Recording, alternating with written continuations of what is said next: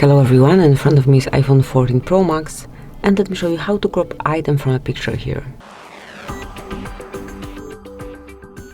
So at first, open your photos and choose the one that you wish to crop this picture from, and here just hold it on the item that you wish to crop. And now you can either copy it or share already from here. Let me copy this item and let me make a sticker from it. So let's create a new one and then paste it here. Then you can smoothly send it like this. Obviously it is possible with every picture of yours, so let me open for example this one, and here you can also do it. You can also scroll it like this. Let me just use another hand.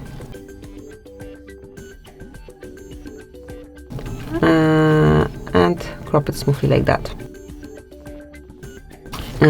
right from the gallery without copying it either. So this is it. That will be all. Thank you for watching. Please subscribe our channel and leave the thumbs up.